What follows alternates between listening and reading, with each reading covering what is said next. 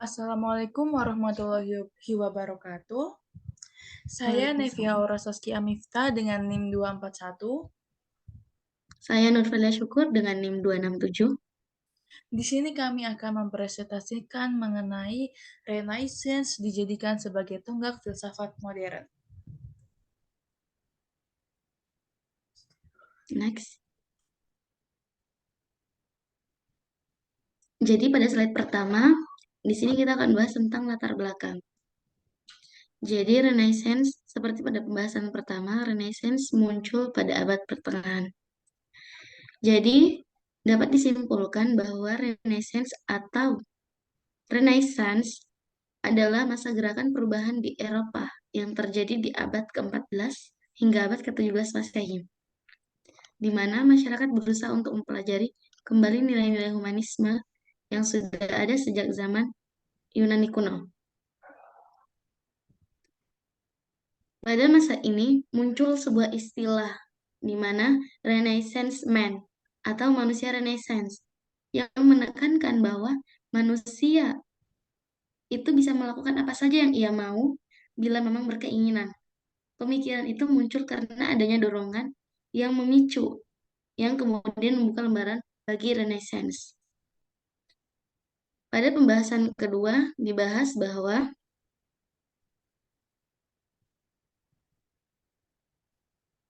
dimatangkan oleh gerakan Aufklärung. Jadi, filsafat zaman modern yang kelahirannya didahului oleh suatu periode yang disebut dengan Renaissance dan dimatangkan oleh gerakan Aufklärung itu di abad ke-18, di mana di dalamnya mengandung dua hal yang sangat penting. Pertama, semakin berkurangnya kekuasaan gereja. Kedua, semakin bertambahnya kekuasaan ilmu pengetahuan. Dan pada pembahasan ketiga, kenapa disebut Renaissance? Jadi,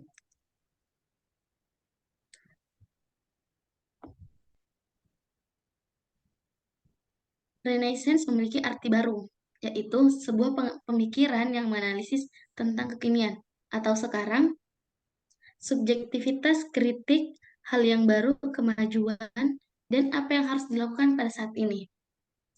Mereka memikirkan bahwa pada abad modern, itu memiliki corak yang berbeda dengan periode filsafat abad pertengahan. Oleh karena itu, kenapa Renaissance dinyatakan dengan tonggak pemikiran filsafat modern. Next.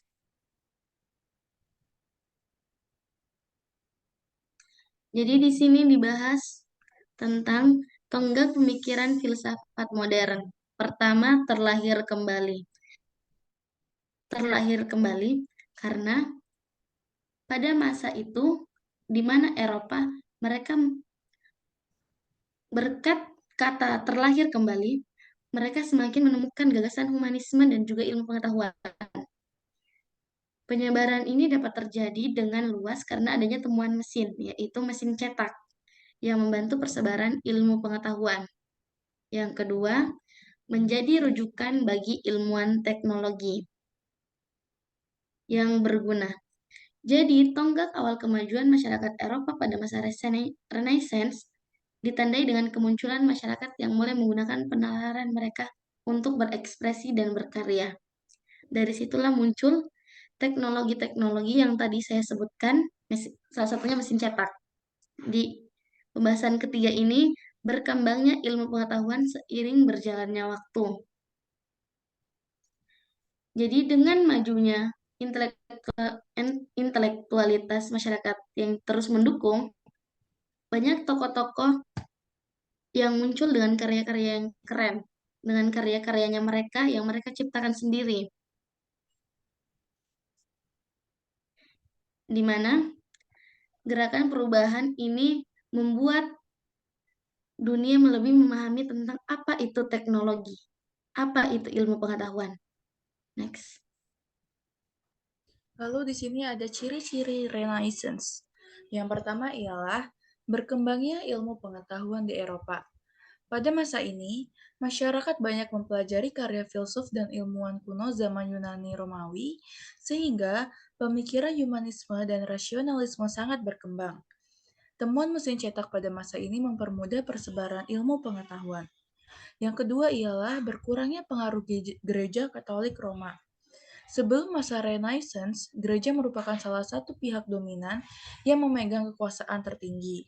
Namun, pada masa Renaissance, masyarakat mulai memiliki pemikiran baru dan pengaruh gereja pun tidak sedominan dulu. Yang terakhir ialah munculnya penemuan dan karya baru yang menekankan sisi humanisme.